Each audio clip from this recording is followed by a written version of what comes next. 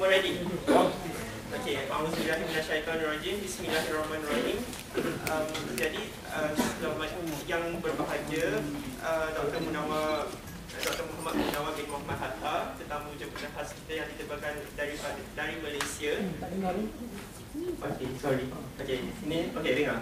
Okey, dan juga semua para pelajar yang saya hormati, saya kasihi, para pelajar perubatan terutamanya, yang dihormati juga Puan Rohana Muhammad Yunus, pegawai MARA dari Germany, betul, yang menggantikan Encik Saleh kita.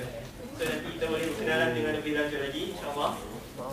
Jadi pertama sekali selamat datang saya ucapkan kepada semua, salam sejahtera dan selamat datang ke satu program anjuran Ikatan Pelajar Islam Poland yang bertajuk Junior Doctor, ataupun lebih dikenal juga sebagai program Pre-HO, yang bertemakan The Journey is the Reward. Kenapa The Journey is the Reward? Nanti kita akan kupas lebih lanjut lagi. Untuk memberkati majlis kita pada hari ini, saya menjemput rakan seperjuangan saya, Muhammad Fadil bin Azmi, untuk membacakan doa. Dipersilakan.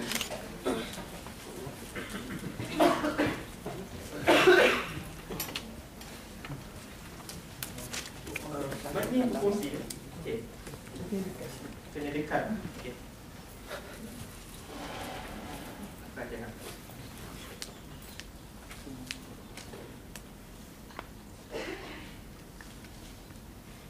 Bismillahirrahmanirrahim. Alhamdulillahirabbil alamin. Wassalatu wassalamu ala sayyidina Muhammad wa ala alihi wasallam ajma'in. Ya Allah, Tuhan kami menggunakan majlis kami ini dengan nama-Mu yang Maha Agung. Serta kami memohon kepada-Mu agar Engkau berkatilah dan limpahkanlah rahmat-Mu ke atas perjalanan majlis kami ini dari permulaan hinggalah ke akhirnya. Ya Allah, berkenankanlah, restuilah dan terimalah segala amalan baik yang telah kami lakukan, dan ampunkanlah serta maafkanlah segala kesalahan kami, keburukan dan kekurangan dalam amalan kami jika terdapat padanya kecelakaan dan kesesakan. Ya Allah, kami memohon kepada-Mu agar Engkau bukakanlah bagi kami pintu-pintu rahmat, belas kasihan dan pengampunan, kesihatan dan kekuatan, keberkatan dan keselamatan, kebijaksanaan dan kefahaman, dan bukakanlah juga bagi kami pintu-pintu syurga, dan kurniakanlah bagi kami rezeki yang halal, kesejahteraan dan kebahagiaan untuk kehidupan kami di dunia ini dan kehidupan yang kekal abadi di akhirat kelak. Serta jauhkanlah kami dari azab siksa api neraka yang amat pedih. Ya Allah, jadikanlah tujuan kami berhimpun di dalam majlis ini semata-mata untuk mengharapkan keredaan-Mu. Satukanlah hati-hati kami, damaikanlah segala permusuhan di antara kami, kerana Engkaulah Tuhan yang Maha Bijaksana, Maha Berkuasa, serta Engkaulah Tuhan yang memegang dan memiliki segala hati manusia. Kami mohon agar Engkau perbaikilah hati-hati kami, dan jadikanlah kami manusia yang baik dan berguna, yang berupaya untuk menjadi khalifah-Mu yang memakmurkan bumi ini. Allahumma ja'al jam'ana hadha jam'an marhuma wa tafarraqana min ba'dihi tafarruqan ma'suma wa la taj'al indahuma fina wa la ma'ana wa la man yatba'una syaqiyyun wa la maqsuda wa la marhuma. Rabbana atina fid dunya hasanah wa fil akhirati hasanah wa qina adzaban nar. Sallallahu alaihi wasallam Muhammad wa ala alihi wasallam. Alhamdulillahi rabbil alamin. Okay, terima kasih kepada Fadil Azmi, rakan seperjuangan saya, untuk buat video tip hati ya. Banyak lagi. Okay. Pesanan khas dari pihak penaja. Nombor 1, jaga kebersihan tempat ini, kerana ni bukan tempat kita. Jangan bagi foto, makan yang bersepah. Nombor 2, position tandas semua sedia maklumkan. Tandas ada 2 dekat sebelah sana, sebelah kanan saya sana, lorong tempat ambil makanan tu. Dan juga nombor 3, tempat ni dilengkapi dengan kemudahan wifi, internet. So anda semua boleh gunakan, ada password dia dekat tepi dinding tu. So harap maklum. Tapi ingatan dari saya sendiri yang program ini untuk kita semua. So harap semua dapat fokus.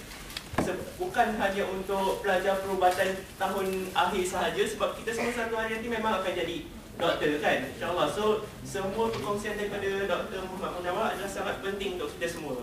Daripada pelajar tahun 1 ke sampai pelajar tahun akhir pun, semua sama je penting dia. Okey, sedikit introduction, sedikit pengenalan tentang speaker kita pada hari ini. Nama penuh beliau ialah Dr. Muhammad Munawar bin Muhammad Hatta.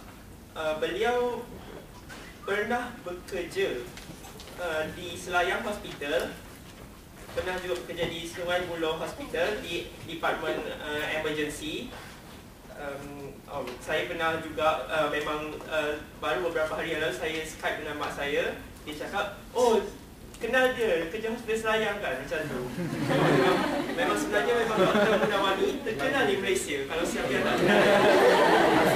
Okey, sekarang ni currently bekerja sebagai emergency physician and lecturer Department of Emergency Medicine, UKM Medical Center.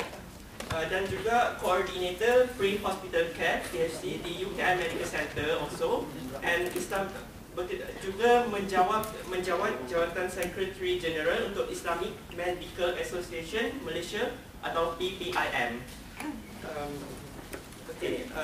Beliau banyak melibatkan diri dalam bukan saja di hospital tapi juga dalam humanitarian force atau action, bukan saja di Malaysia tapi juga di luar negara. Banyak ya dekat CV beliau, so sebagai pengerusi agak susah untuk saya sebut satu-satu. So saya hanya ambil yang international. Beliau pernah join Mercy Mission di Afghanistan, pernah juga Mercy Mission di Sudan, di Indonesia dan juga di Syria. So kita dapat tengok kat sini yang menjadi doktor bukan hanya bekerja di dalam hospital, bukan hanya bekerja di outpatient clinic, tapi juga kita boleh melibatkan diri dalam pelbagai bidang lain, terutamanya di luar negara untuk help to those who need. Okay? Dan juga sedikit kalau sesiapa yang tak tahu lagi, program PRIHO, anjuran Ikatan Pelajar Islam Poland, yang Dr. Munawar pernah juga join program seperti ini di tempat lain seperti di locally di Malaysia dan juga overseas juga seperti di UK, di Rusia dan juga di India. So program PRIHO preparation untuk para pelajar yang akan jadi doktor ni bukan hanya untuk kita je, tapi pernah juga dijalankan di negara-negara lain. Saya harap semua dapat fokus hari ini sebab kita tak tahu adakah Ikatan Pelajar Islam Poland mampu untuk organize event seperti ini pada masa akan datang atau tidak. So bukan kalau macam target group kita bukan hanya untuk pelajar perubatan tahun akhir saja. Pelajar perubatan tahun 1, Faiz, Deli, semua pun kena fokus juga, okey? Okey, so tanpa membuang masa lagi, saya menjemput dengan segala hormatnya Dr. Munawar untuk meneruskan slot pertama kita.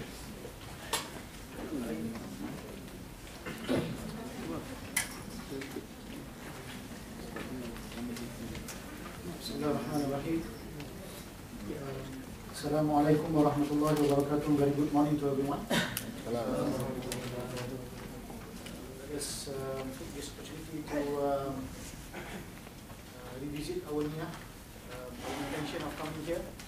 Some of you might be forced to come. Betul? No, not really. I was informed that there ada participation fee, kan? Program ni kan? Ada ke? Oh tak ada, for free ya? Ya, tak ada. Kalau yang tempat lain ada participation fee ya. So the organizer have kind enough to beli, and kita very grateful to Mara yang memberi banyak sponsor, diberi penghormatan dan kehadiran Tuan yang baru sampai sebenarnya, pun tak mudah habis lagi kan.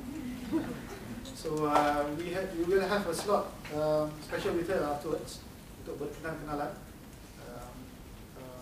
I think she'll be here at least for 2 years. Dan anak lelaki seorang kan? Ada perempuan. Perempuan seorang. She call herself Cikgu. Maybe some of you like to call her Puan, Cikgu, or Bunda, Ibu. So to all of you, saya welcome. This is a special program. Tak lain tak bukan, is for the benefit of all of us. bukan saya just datang sebagai pemangkin untuk kita sama-sama go through what are the important things ataupun aspek yang kadang-kadang kita terlepas pandang. Before we move forward, boleh tak saya tahu julat kehadiran dari segi years? Final year, 6 year, boleh tak angkat tangan guys? Tapi angkat tinggi, just a little bit. Okay. 5th year, 4th year, okay, 3rd year, 2nd year, 1st year. Semangat first year. Yang paling sibuk tu apa?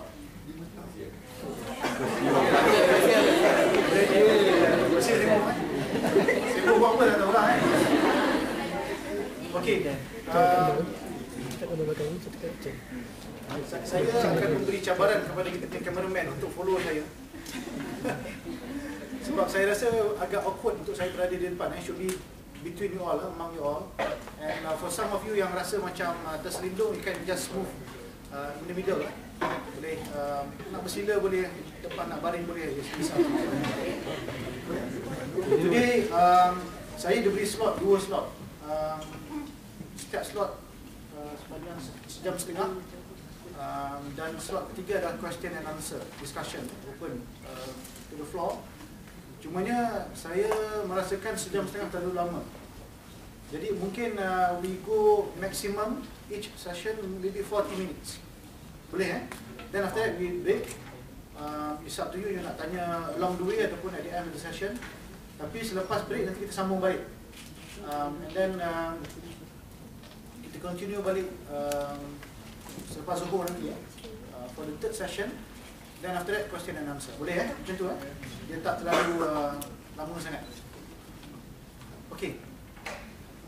For many of us, kita ada pelbagai persepsi tentang housemanship, betul? Especially for those yang read the blogs of certain individuals yang keep updating negative remarks about being a houseman in Malaysia kan. Kadang-kadang kita tak sure benda tu betul ke tidak And number 2, kalau betul pun, what can we do to address the issues? The problem with this blogging ataupun information that you can get from internet, sometimes it's just a personal experience. Dia tak verified. And kadang-kadang dia ada agenda lain ataupun ada personal intention kenapa dia post that blog. Mungkin dia ada personal gain and whatnot. So what we can do is we have to have sources yang kita boleh verify easily dan juga a support system to cater to our needs, because the needs of those from overseas are different from those yang locally led. You guys ada advantage, ada disadvantage, ada challenges, ada apa dia panggil, opportunities yang orang lain tak ada. So for the purpose of today's lecture, kita go a little bit on the subject matter itself, which is housemanship. Seolah-olah macam semua orang dah pernah dengar housemanship kan, tapi kita nak tahu apa benda sebenarnya houseman life sebenarnya. The first slide. In 2007, they have increased, the ministry have decided to increase housemanship period from 1 year to 2 years. That's 6 postings. Compulsory Nak buat lebih boleh. Kurang tak boleh Lebih tu maknanya dia extend himself lah. Ada juga. Dia ada certain houseman yang tak nak keluar. Dia minat sangat jabatan tu. Jadi dia tak isi logbook. Padahal dia buat semua, tapi dia tak isi logbook. True story Ataupun dia nak tunggu wife dia sama posting dengan dia. Dan kebetulan wife dia pregnant and delivered. So dia tunggu wife dia, so dia extend himself kat posting tu. Sacrifice of a husband kononnya. Dia terlupa yang kemudiannya bila wife dia dah start kerja balik, wife dia excel je, dia pula kena extend tempat lain pula. So last kali dia keluar lewat daripada wife dia. Anyhow, these are few situations yang happen in Malaysia. Next. This is compulsory service, which is now 5 years, 2 plus 3. This is on paper. Of course, there are special cases yang you cannot get away lah, but yang tidak follow this general rule. Nak tak nak saya kena introduce a bit on Malaysian punya health situation. Statistik sikit kita belajar kan statistik kan. First year mengangguk juga mana ada kan. First year belum lagi kan. Dia semangat Saya tak berapa pasti sama dia boleh nampak di belakang. But rasa-rasanya population ini, this is end of 2011, the last census kita, dan Ministry of Health produced this document based on the last census. Berapa population Malaysia? 2011, end of 2011 is 28.9 million. Nampak tak? Lelaki ramai ke perempuan? Ha? Almost sama lelaki ada lebih sikit. Kita dengar, ingatkan perempuan lebih ramai kan? Sini pun perempuan lebih ramai. So lelaki ada kat mana? Yang missing somewhere. Tak semua berada di pusat sanitasi jangan salahkan. Saya selalu dengar kata orang lelaki banyak di pusat sanitasi Bagi pihak lelaki saya rasa tak adil saya visit pusat sanitasi sebab bila kita visit kita kira-kira masih tak cukup juga. Maknanya somewhere else. Mungkin dirahat datu mungkin. Kan insyaAllah okay. It's a growing population. Kalau nampak dari segi julat umur, the younger people they comprise of a large proportion of the population. There are few more important data macam perinatal mortality rate. See, any developed countries dia menggunakan parameter ini untuk tahu sama ada country itu bagus ke tidak. Macam perinatal, faham perinatal? First year should know solar kan? Sama ada dalam kandungan ataupun masa mengandung masa delivered dan sebagainya. Okay, next. Apa penyakit yang number 1 lah di Malaysia? Yang dia tulis kat sini infectious communicable disease Cuba tengok. Vector-borne disease. Number 1 is what? Dengue. Sini ada dengue. Nanti kita bawa masuk. For the purpose of sudah Malaysia nak belajar. No, I think you can learn managing dengue. Even tak jumpa patient pun, you can from here. Dia benda tu subject matter tu, of course dia very dynamic. Every now and then dia akan ada guideline baru. But guideline tu is accessible from the internet, no problem. Student yang di Malaysia, medical student yang local grad, mereka manage sama macam you all boleh manage dari sini. Bagi saya tak ada perbezaan, peluangnya sama. Apa lagi penyakit lain? Malaria ada kan? Kencing tikus apa? Mana kencing tikus? Kencing tikus bahasa Inggeris apa? Ha? Bagus spesial, bagus. Red urine. Urine disease, Leptospirosis. Okay. So AIDS ada di sana. Tuberculosis nampak tu 71%. It's very high, very high. In fact, it's increasing now kat Malaysia. TB saja tak ada problem. Multi-drug resistant TB. That's very scary. Very, very scary. I have colleagues yang kerja di emergency. I have nurses yang kerja di emergency yang dapat TB. Doktor, nurses. So it can affect anyone. Sini ada kan TB kan? Banyak kan? Student ada tak ada? Tak ada TB? Ada? Oh, tak ada. Student ada TB is not uncommon. It can happen. Student Malaysia ramai yang ada TB. So dia start treatment, bila dah start treatment you are no more effective, then you can start study baik lah. But of course the problem with TB drugs ni, the first few weeks akan ada vomiting dengan side effect dia apa semua kan. But later on kalau you manage to pass that, you should go. Okay, next.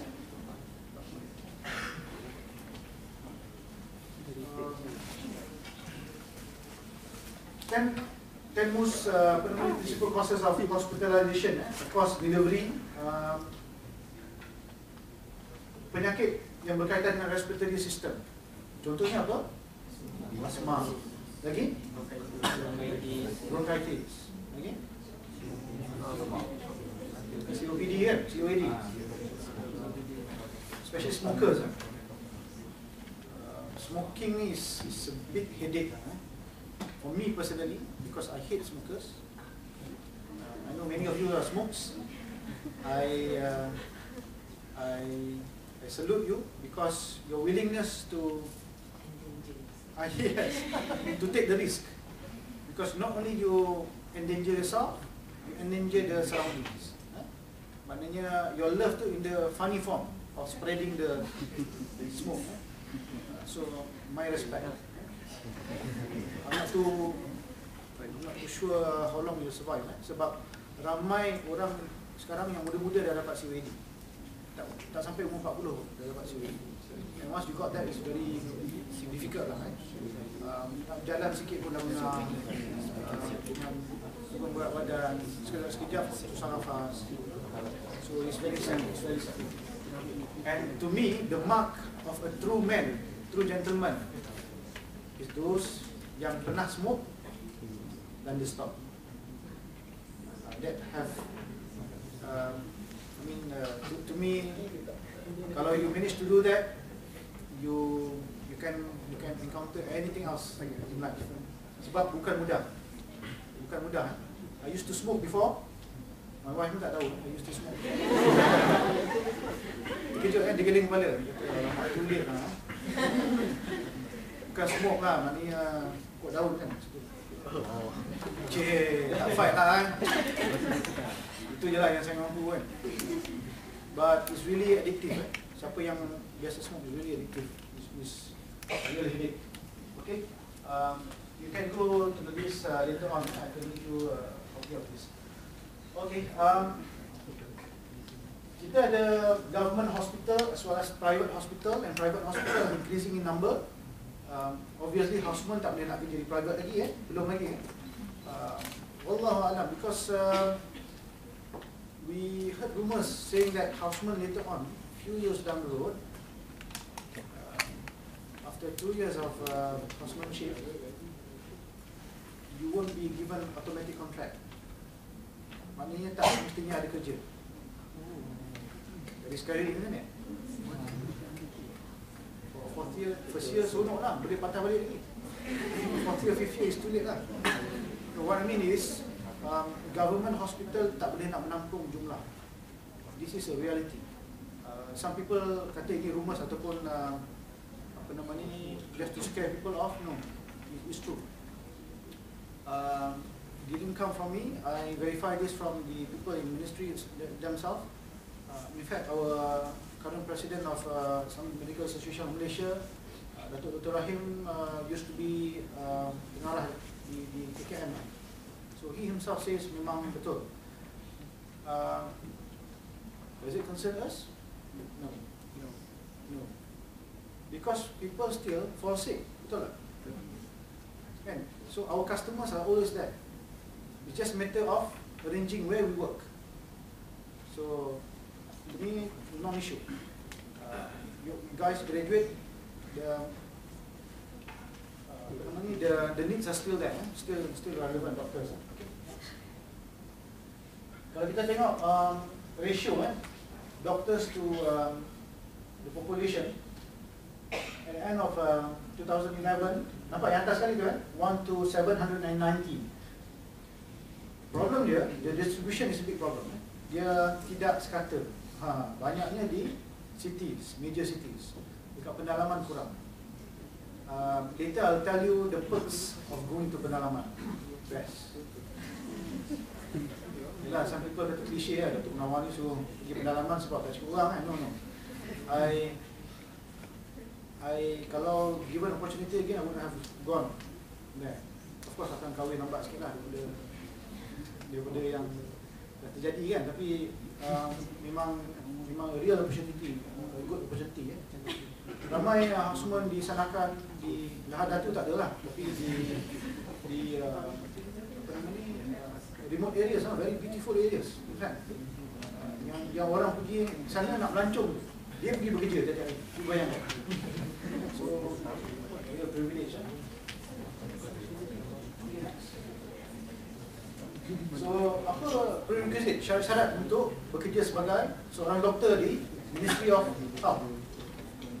For your own benefit, tak ada seorang pun, none of you will work in private for the next 1 or 2 years.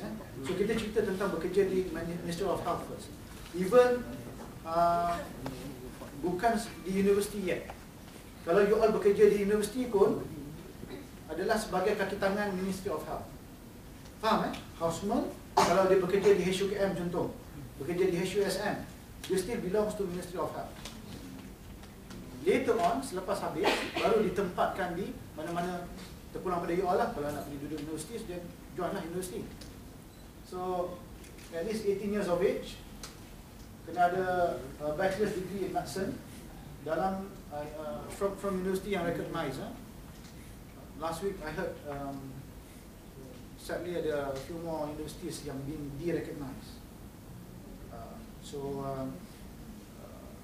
Hana Ibnu later on, saya dengar daripada Ukraine.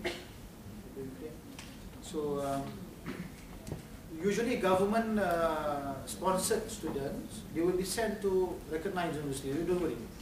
So you all kat sini safe, don't worry. Ini universiti yang terpencil, yang dia besar, bego dia besar.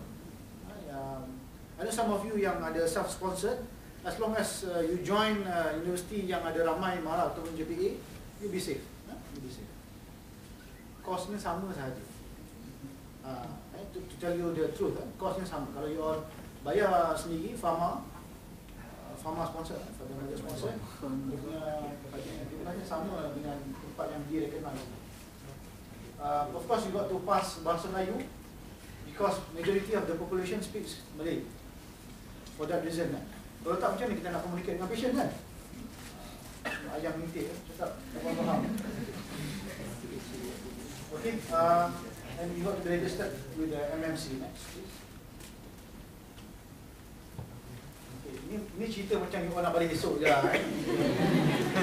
Ini just cukup syarat. At least you guys tahu what to do and where to find.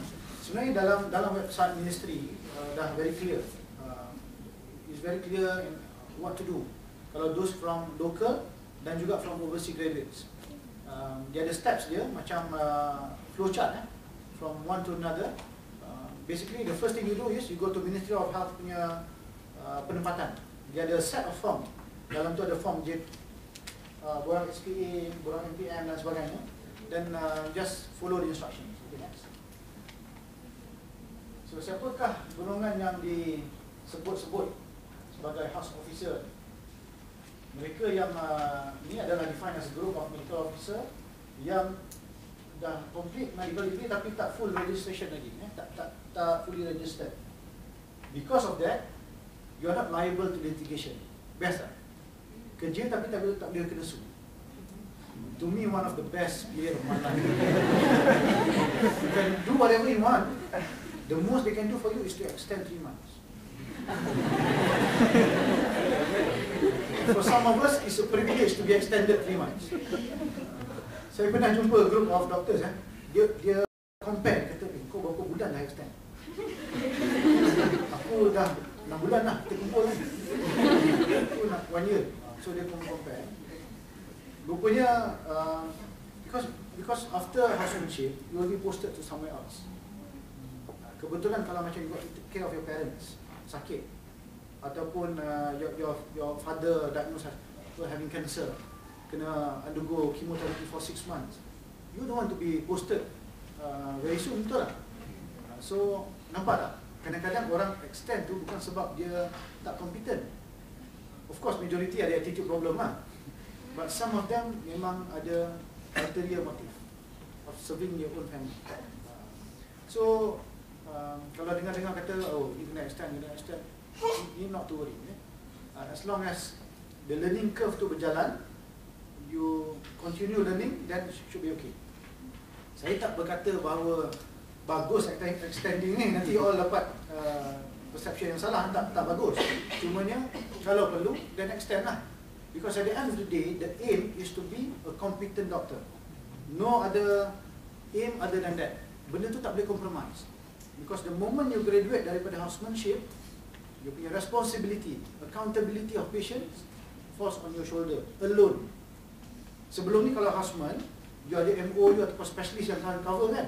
Bila you become medical officer, you will decide tengah malam whether this patient akan survive atau tidak. Your competency yang akan decide. Apatah lagi kalau you punya attitude ada problem, lagilah patient suffer. Okay? And that patient can be somebody else punya parents, can be your own siblings, can happen to anyone. Jadi penting sangat-sangat. Okay, next. These are the 6 compulsory postings. The last one, either you do emergency ataupun anesthesiology, either one. But majority will go to emergency.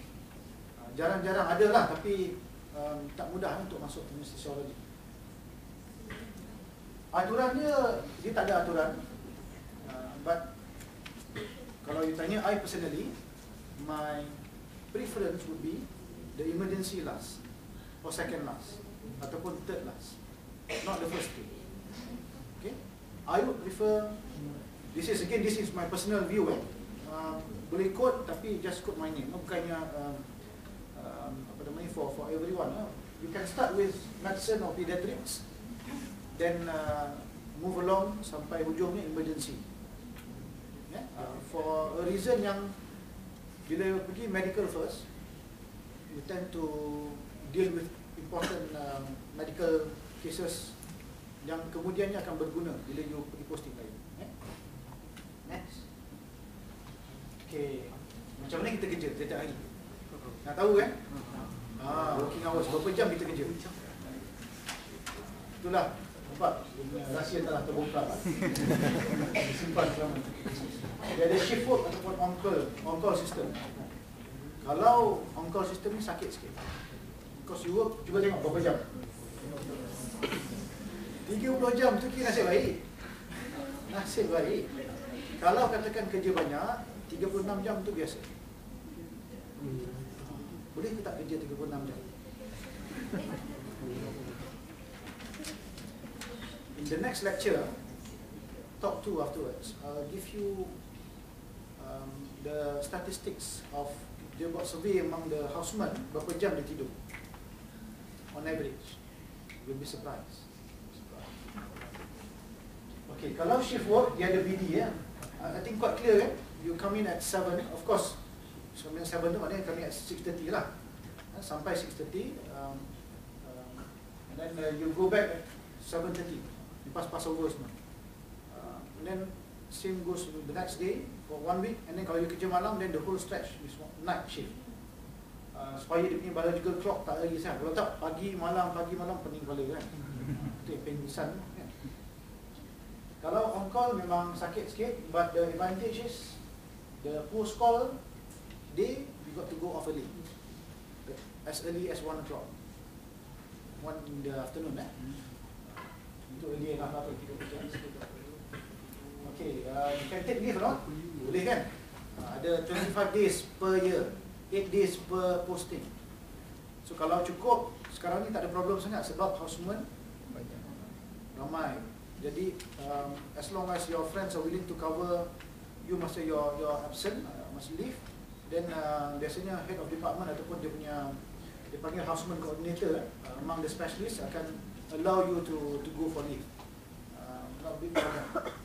Isunya kalau banyak sangat leave, MC tak habis. So itu yang kadang-kadang kena extend. Of course, assessment for you to move from one posting to another, you have to achieve satisfactory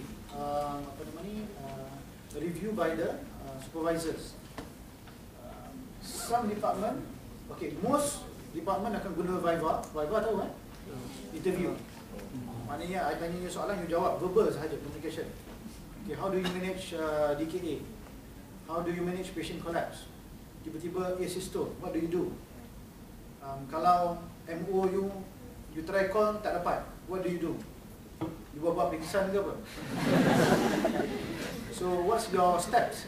Bila dia dah habis posting tu, kalau dia berjaya answer majority of the question, then dia lepas lah. Problem dia kadang-kadang ada houseman yang pandai bercakap, pandai kelentong. Kalau suruh dia buat, dia tak reti. Tapi dia goreng sebab dia tengok orang lain buat. To me macam ni lah. God bless you with different qualities and skills kan. Whatever skills yang Tuhan bagi, utilize. Jangan hanya utilize lah. Utilize, no problem. But as long as patient is your priority. Patient selamat, I don't really care how do you do it, as long as patient selamat. Faham kan? Sebab along the way ni banyak cara houseman nak survive. Dia tak ada satu way yang semua orang kena ikut, tak ada. Macam-macam cara. Ada yang mula-mula dia tak reti, dia follow dia member dia. Ada yang jenis gangho. Tak pernah belajar 5 tahun, 6 tahun belajar, tak pernah cucuk ambil darah. Dia cucuk first. Ada juga cara macam tu. Tapi nak salahkan dia tak? Tak boleh nak salahkan dia sebab medical officer dia not around. Dia suruh, MO dia kata, no, I leave you, finish down pukul 10 ni, I finish you at 2 o'clock, make sure that the bloods are all taken. Macam mana dia tak ajar? Ada juga MO macam ni. So, nak salahkan houseman, tak boleh kan? So, sebab tu ada lagi cara-cara lah. Dia tak adalah sekrup macam tu. Kan ada staff nurse yang tolong, bila kita dah air mata dah bertakung kat situ staff dia akan datang lah kan. So they will come and come and assist you. Dia lap air mata sekejap. Staff nurse ni kalau nak tahu manusia agung bagi saya. Some of them really memang ada yang garang dan sebagainya, but to be a staff nurse is really superhuman. Tahap kesabaran dia orang, empathy, they go across boundaries of normal human being. Siapa yang mak dia staff nurse? Tak ada. For some of you yang family dia ada staff nurse dalam, my utmost respect, dan saya doakan mereka supaya whatever small things they do in life, semua dekat in the hereafter will come. Banyak sangat benda yang dia orang buat yang kadang-kadang people tak nampak. Yang dapat kredit doctors. Kan? Kadang-kadang yang pasang berandula tu, kalau salah, dia cari staff nurse. Kalau yang berjaya semua tu, dia tak tengok pun. Dia ingatkan doktor yang buat. So, houseman, your best friend is still staff nurse. Number 2 is the attendant. Number 3, cleaner. Number 4 is, jangan lupa paling penting, security. Kalau orang patient mengamuk kadang-kadang, bolehlah kongsi sikit cerita masa saya houseman dulu. Between medical wards, medical ward lelaki dan perempuan, they were facing each other dekat hospital Sayang dulu. Dia menghadap satu sama lain, mana pintu masuk dia. So bila datang 2 orang patient, lelaki dan perempuan, partner in crime, dua-dua minum waktu tu kira lega lah, boleh tidur kan. Ini dia minum paraquat. Paraquat ni maknanya within hours you will die. You will die. Tell you will die kalau minum paraquat. Itu dia bijak sikit lah, sebab ada orang nak mati, dia try macam-macam, tapi salah try lah, suffer. Last sekali hidup, tapi suffer. So yelah, tu joke sikit lah. This is bagi saya tak soleh lah, tak bagus. Tapi the reality is, these people came in, dua-dua orang, boyfriend, girlfriend, dua minum paraquat, berdua-dua nak mati. Silapnya, bila diberi kepada girlfriend tu, girlfriend dia dah minum banyak. So, yang tinggal baki untuk dia sikit. So, last kali girlfriend dia mati dulu. So, the family of the girlfriend chase after the family of the guy. And guess where's the battlefront? in between the wards. Dia bawa parang, dia bawa belantan, dia bawa semua kayu-kayu semua. And security kat mana? Dekat lobby sana. And where are you? You are trying your best to counsel both of the families in between. Diplomasi and sebagainya. Tapi the moment I saw the parang, I ran away. Because you see, when somebody dies, it's beyond logic, betul? Beyond rational, especially your loved one. So, and in fact, that situation, we had to cordon the area. Panggil polis masuk, askar tak ada lah, but polis lah. They had to come in and because if you are the security officer, security ni dia ada limit sahaja, dia don't have pistols. Apa yang dia ada? IDO sahaja. That's the only thing dia yeah, betul. Tengoklah security yang dekat bank apa semua kan. The most adalah yang ada senapang, but majority of them is just IDO. So, insurans dia orang tak cover, gaji pun berapa banyak, so it's not worth it. So, bila security yang benda-benda semua simple, macam nak minta relatif dah habis waktu melawat keluar, we don't have to do that. Don't put yourself in that situation yang you chase after patient. Siapa nak ambil darah apa semua kan? Tapi security boleh tolong ambil darah kan? You got to serve the mitigation semua. So, you call in security and security have to be there to help you out. Itu contohnya. Okay, extension saya sebut tadi extension biasanya dalam bentuk 3 bulan, maksimum 1 year. Kalau habis 1 year, dia akan masuk dalam disciplinary board, dia akan bincang sama ada MO ni akan terus dinaikkan ke specialist ataupun tak. MO ni dia akan gantung ataupun terpaksa ulang balik setahun. Maknanya adalah certain cases, contoh macam ada depression ataupun itulah medical reason ya.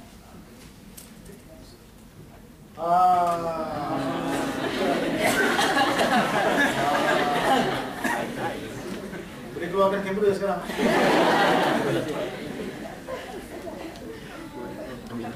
Tahniah to you all because gaji dah saya dulu saya cerita dengan you all, saya sendiri bukan you all boleh menasai saya. Gaji pokok dia adalah 2005. Imbuhan insentif tetap perumahan, insentif tetap khidmat awam, insentif perkhidmatan kritikal. So all this on the left hand side total is about 4,000. Tak termasuk you punya allowance and call. Wow. Jadi sebab ada houseman yang kerja dia minta orang lain punya call. Ada. Tapi problem dia, kita tahu tadi penat kan. Jadi tak, not humanly possible. Tapi adalah orang buat begitu Isunya kalau katakan you all kerja shift, dia tak ada on call lah. Maknanya kurang sikit pendapatan di situ. Tapi kurang-kurang pun houseman sekarang on call mungkin dalam average of 4-5 kali je sebulan. Tak banyak kan? So kalau nak claim mungkin dalam 600 juga pun. So kalau kerja shift, better option dan pay-nya lebih kurang sama. Saya cerita kat sini tentang debit account kan. Saya tak ada dalam slide sini credit account. Di mana dibelanjakan. Because some houseman saya pelik semua. Pelik, ajaib. Second month itu houseman, gaji tak dapat lagi. Sebab gaji biasa lepas 2-3 bulan kan. Gaji tak dapat lagi. Kereta Audi. Saya bersangka baik, ingatkan kereta mak bapak dia lah. Dia pinjam kan. Tak, memang dia bayar bulan-bulan. Jadi saya rasa macam itulah yang pelik tu. Pelik ajaib sebab gaji dia almost 3/4 go to the car. Kan? Anyhow, biarkan saya dengan perasaan keajaiban saya. Saya masih tidak dapat jawapan macam ni dulu sebab maybe dia ada side business. Because some of the, even my batch dulu ada seorang tu main saham. The moment dia the moment dia start houseman, dia beli kondo cash. 200,000. That was back 10 years ago. No, 15 years ago, sorry. Kondo cash. Okay? And then 2-3 years down the road, dia beli shop lot, corner shop lot, and rent out to 7-Eleven. Depan LRT. Perfect. So just imagine, now is multi-millionaire lah. Maksud saya maknanya ada cara lain untuk bergantung. So yang ni boleh padam lah, boleh just ignore. Carilah cara lain. Oh, lupa cerita pasal potongan ni. Lupa sikit lah, sorry lah. Dalam PSP ada potong 11%. Cukai berkala ataupun zakat bulanan 25 to 50 ringgit. So gaji bersih still comes to 4,000 plus, which is good enough. Saya dulu 2,000 lebih sahaja masa saya houseman. Dan kalau kerja di Sabah Sarawak, 25% tu daripada gaji bulanan. Lepas tu flight tiket ada lagi. Kalau duduk Sabah lah, tempat sana pun makanan seafood banyak kan? Murah. Tak adalah murah, tapi banyak lah variety lah. Kalau di KK sendiri pun mahal. Semua dah punya. Kalau di Sanaka, di Tawau, harga tu pun. Okay. Sebelum ni, selepas kita bekerja beberapa tahun, tak semestinya akan grade tangga gaji akan naik. Yang ni automatic, lepas 2 tahun, kalau you have no problem completing your housemanship, automatic akan naik 44. Salary automatic akan naik. Good news lah. Lepas tu dapat dalam kerajaan kan, ibuhan tetap perumahan naik sikit right. Ni pilih, boleh pilih sekarang. Nak kerja mana? Suruhanjaya. Okay, we go from above. This is the latest list. Boleh baca lah. Next. Perak 4, Selangor ada 5, 6. Negeri Sembilan, Melaka, Johor, Pahang, Terengganu, Kelantan, Sabah Sarawak. Not forgetting the IPT, the University Hospitals. Nampak asterisk di situ Siapa yang kerja houseman di Klang Valley, lepas tu dia kena keluar. Jadi choose wisely. Kalau you all punya parents nak you all ada di Klang Valley di rumah selepas 2 tahun, then go somewhere else first. Faham kan? Don't go to contoh Melaka di Sembilan, dekat-dekat dengan go Sabah Sarawak. Then come back. Cumanya kadang-kadang bila dah pergi sana, suka sana tak nak balik. Pun ada juga. Okay? Ini resources yang you all boleh just browse through internet. Saya punya references. Ada 2 books yang you all boleh, saya tahu final year, 5th year dah free sikit kan. Ada banyak ruang kosong kan. Jadi kalau ada masa, just go through these books, because some of the principle inside you got to know. Macam mana, apa tugas-tugas you all sebenarnya, tugas hakiki. Because sometimes dia orang tak biasa dengar tugas hakiki ya, puan nampak. Tugas hakiki ni benda biasa untuk penjawat awam. Tugas hakiki is your real work. Tugas wajib.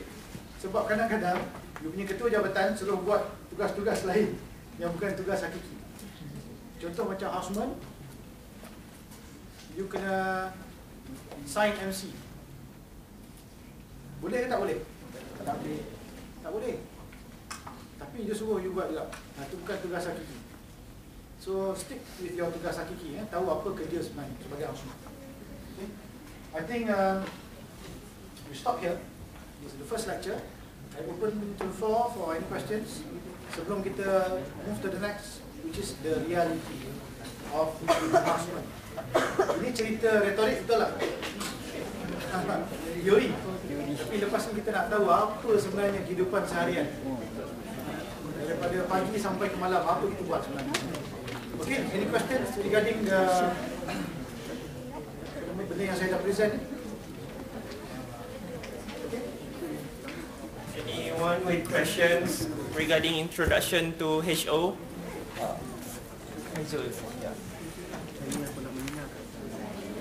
Assalamualaikum. Saya pelajar perubatan tahun 4 di Jagiellonian University Krakow.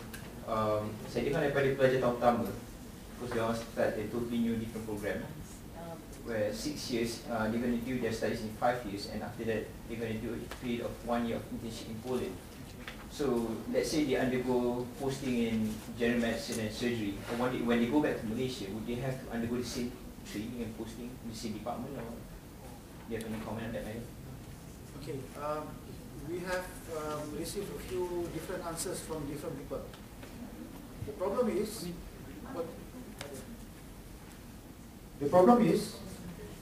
the first year have another 4 years to go.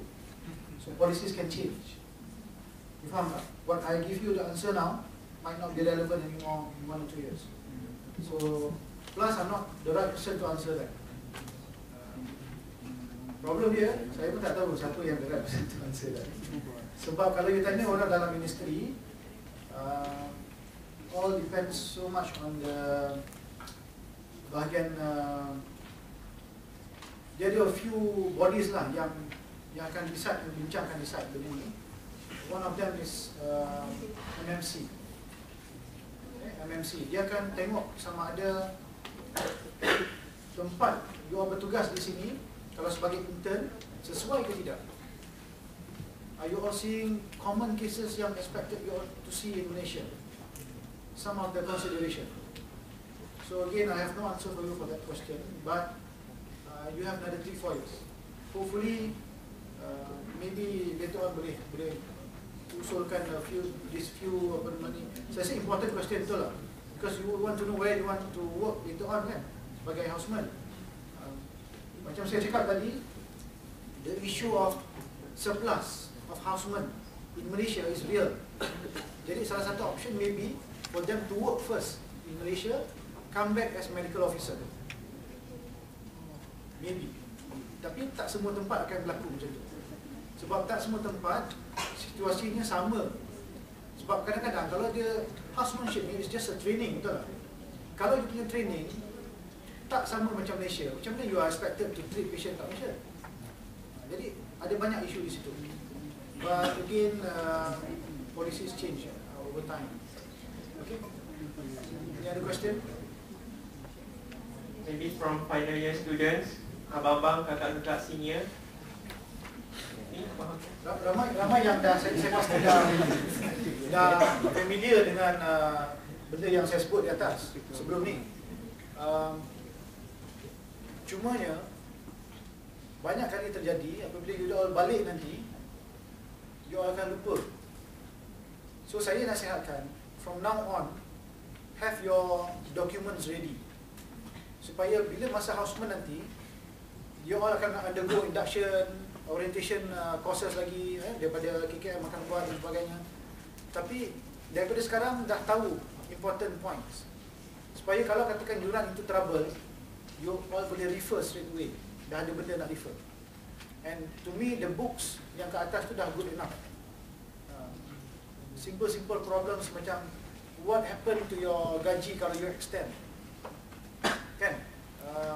Ataupun macam mana nak minta placement kalau katakan memang my parents insist of me staying in KL.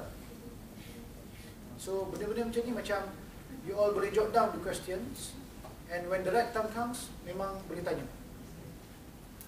You can even forward to me, and I can ask the right person and give you the answers. My job, my colleague's job is just to facilitate you all sebelum sampai di Malaysia. Kalau sampai di Malaysia nanti, we have pre-HO courses also. You all boleh undergo again. Masa tu mungkin we'll go a bit detail lah.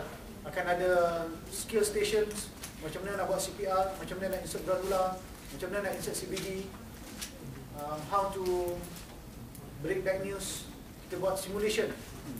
on patient collapsing in front of you, macam mana nak intubate patients, which the things sometimes dekat overseas universities dia ajar mungkin tak berapa accurate compared to local scenarios. Jadi masa tu akan ada lagi banyak courses yang you boleh undergo. I think we stop here and we start back at 11. Draftnya semua dah jelaskan. Kalau ada soalan nanti kita kumpul dulu, kita tanya time Q&A nanti after slot 3. Dan juga kita lepas ni kita nak kupas lebih lanjut tentang cabaran-cabaran ataupun challenge yang HMO hadapi dalam housemanship nanti. Pukul 11 kita akan bermula. How many minutes we have? 15 minutes, eh? Kita boleh